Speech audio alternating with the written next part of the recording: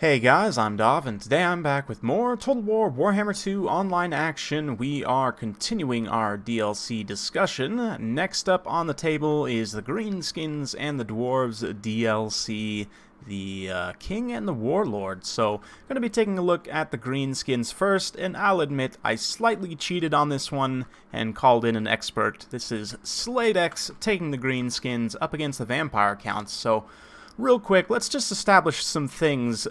These are general perceptions of the community. Grimgore is crap, right? The Greenskins are not very good against the Vampire Counts, and playing the Greenskins without their DLC is like playing without two arms. So they say. We'll see.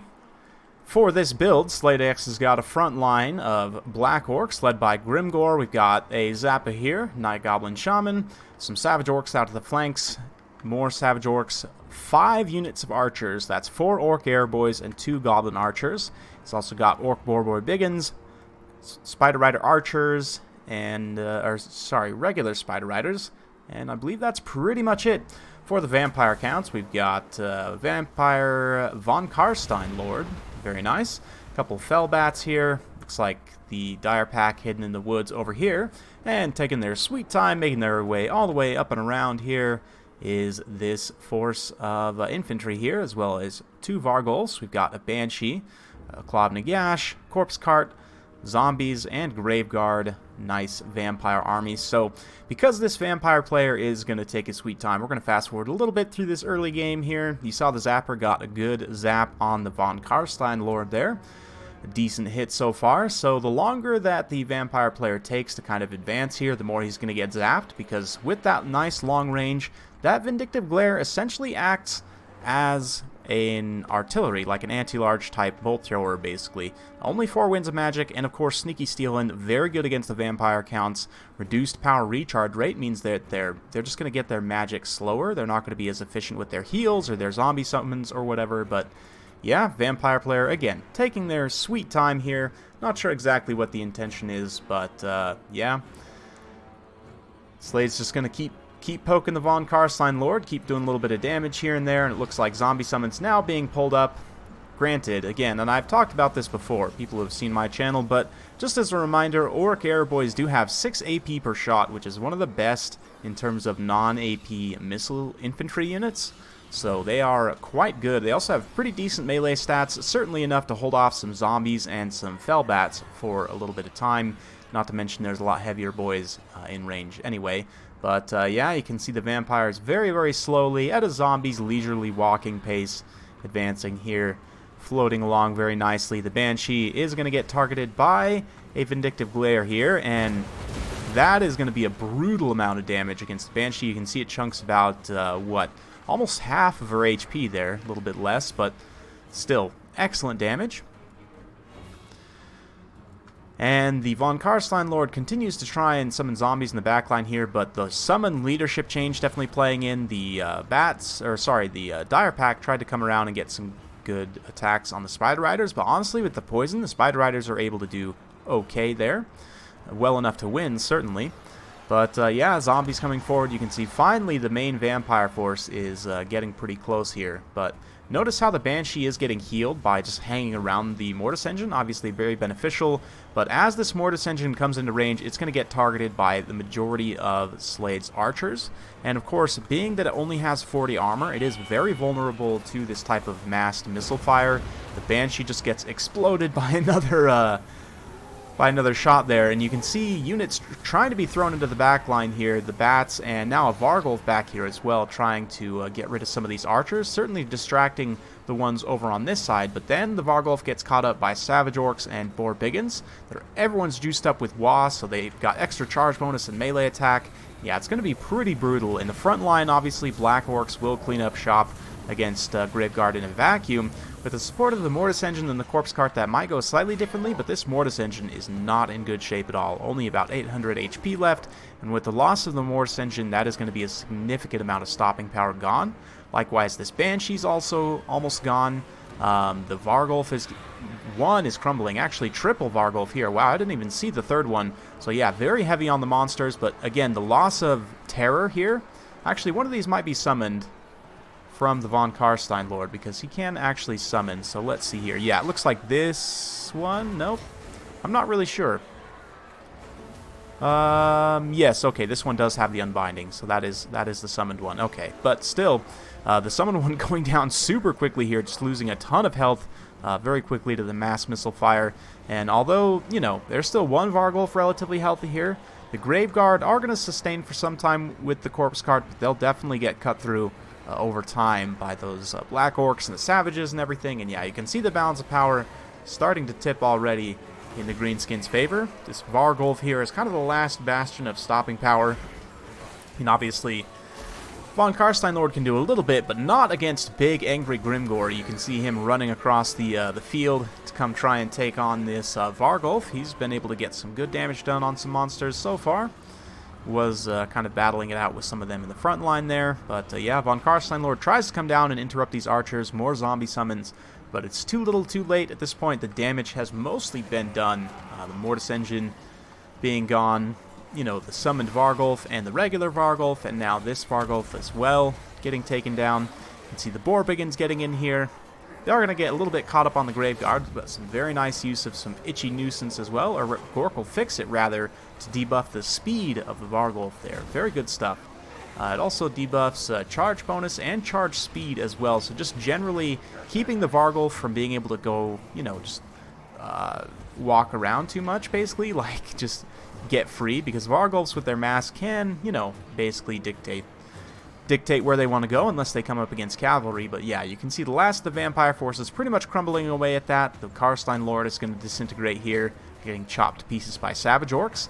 And that will be a victory for the Greenskins. So yeah, a few takeaways from this battle as it pertains to our discussion about DLCs and, you know, pay to win and all of that. First things first is player skill and knowledge of a faction and experience playing a faction trumps everything else. I mean, that's just, you know, you see factions consistently in multiplayer do very, very well, and you know, factions that a lot of people consider to be not very good, especially in high-level play, and a lot of that, again, comes down to individual player skills. So does having more options give you a slight competitive advantage? Yes, and absolutely Slade would tell you that it's more beneficial to have the Greenskins DLC than not, but ultimately, you know, if you have the right skill, the right knowledge, if you practice enough, you can get good enough to, you know, do well even without necessarily the DLCs. Now, will you take first place in the Ever-Chosen Invitational without the DLCs? Probably not, but, you know, then again, maybe you could. And if you're in the Ever-Chosen Invitational DLC, you're probably getting at least the most recent DLC for free, but that's a discussion for another day. Anyway, as far as this individual battle breakdown goes, you can see the Spider Riders doing very, very well. Didn't highlight them too much against the Dire Pack, but that's a very cost-effective trade for them. The Masked Archers of the Greenskins doing very well. Grimgor, obviously, with his immune psychology, and the Black Orcs in the front line not getting terrified by this heavy terror presence the vampire counts brought to the field. But, yeah, just in a more general sense, like I said, the Greenskins are one of those factions that it's very beneficial to have the DLC. The main reason being that their regiments of renown are really cheap. I mean, the majority of their regiments of renown are under 1,000 points, which I want to say that they have, on average, the cheapest regiments of renown. So if we have a look here, you got the Warlord's Boys and 8-Peak Loonies, 550 and 600, very cheap. You've got 750 for the Durkat Squigs, again, really good price. 450 for the Moon Howlers, excellent. 600 for Mangy Marauders, 650 for the Death's Creepers. If you really wanted to get crazy and bring the T-Frabas, you could bring the T-Frabas. You know, they're 650 as well. 800 for the Hammer of Gork. Only 2 of your regiments of renown, you know, of course, Rusty Airs as well. How could I forget? Only 2 of your regiments of renown are over 1,000. The Crimson Killers at 1,550, 2,400 for the Arachnarok Queen. What that means is you're going to be able to see... Oh, sorry, forgot about 3 over 1,000. Forgot about the Broken Tusk Mob. Sorry, boys. So what that means is you're going to see these regiments of renown very, very frequently in almost every battle, because you can bring a lot of them because they're cheap, they're extremely cost-effective. And just, you know, so just the Regiments of Renown alone make this DLC highly worth it for the Greenskins, in my opinion. Scarsnake is pretty decent in certain niche situations. You know, he's relatively tanky, has charge defense, anti-large AP, and poison. It does have this tricksy traps as well, which can be kind of fun, but yeah, the Night Goblin War Boss also comes with the DLC. You can take him with this Cave Squig or on foot.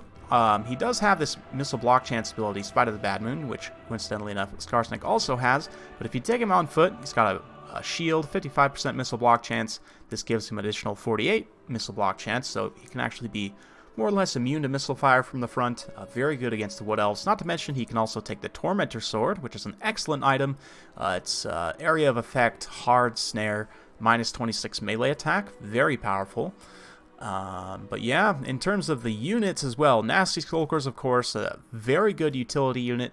On paper, they don't look that great in terms of their stats, but if they can get that Opportunist Murder going, you know, maybe some Wah, maybe some Fists of Gork, something like that. And at the very least, they do have this Smoke Bomb, which is really good for slowing down fast attack units. And then, of course, you also get Squigs and Squig Hoppers. Squig Herds and Squig Hoppers, both very good, you know, armor-piercing, anti-infantry units. Squig Hoppers also have poison, and they're immune to psychology as well, which, you know, is relatively lacking on the Greenskins rosters, so nice to have. So yeah, I mean, certainly, if you have the skill and knowledge, you can win with any faction without the DLC.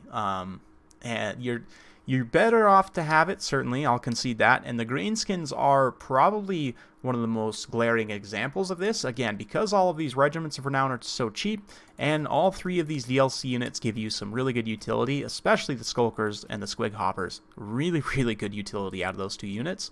They fill some